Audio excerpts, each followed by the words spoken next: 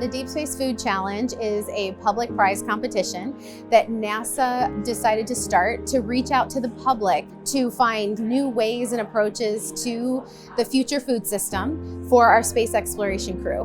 Food is such a common thing for all of us. Yes, we have different preferences, but we all need to eat. We need food. But I think that because that is something that we do as humans, that's just a human need, it just brings us all to a common place. Chef Tyler Florence is here. We are announcing winners this week for Phase 3, which is incredibly exciting. He has a really fascinating perspective on food. The question mark on what form does food travel to space in? He just dove in and he talked to the teams. You tell me about your system, tell me about why plants, why a meat substitute, why this protein. Talk to me about what you were thinking. And he really just dove in and got in there with them. So to have a chef that is a celebrity, but also just wants to be curious is exactly what the challenge aims to encompass. The blender in the bottom, right? He just pulls it down 3 times. Oh, it's so great to work with Tyler.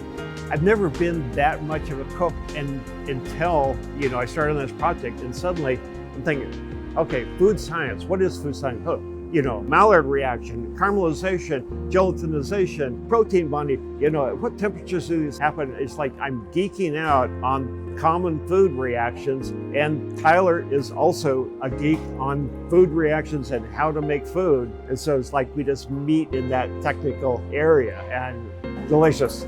There were these really special moments where all of these different teams had come up with different solutions, but they were able to mix them together to create one plate of food. So there were some mushrooms there that one of the teams cut the mushrooms and then they added their protein on top of that had come from a different piece of the system.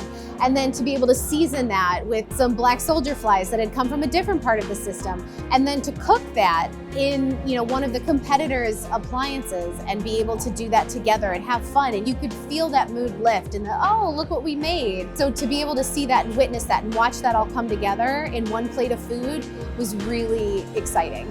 There was lots of discussion going on, and Tyler really had some really great ideas and kind of viewpoints and observations in general about cooking and food and all these sort of things. Delicious. It's good. That's what we are looking for. And obviously he seems to be also very, very excited about the Deep Space Food Challenge and the whole space thing, including the fact that for the future long duration flights, what's the galley going to be looking like? What sort of equipment will we have there to actually cook? Because right now on the ISS, it's just, do you want hot water or cold water? So that really doesn't give you a lot of flexibility on what you want to cook. I hope that this challenge has sparked the next idea. I hope that we've inspired people through this challenge. NASA's just connected with people through food, through a public prize competition. And that's really something special, and I think something that we didn't necessarily expect, but has come out in a really meaningful way.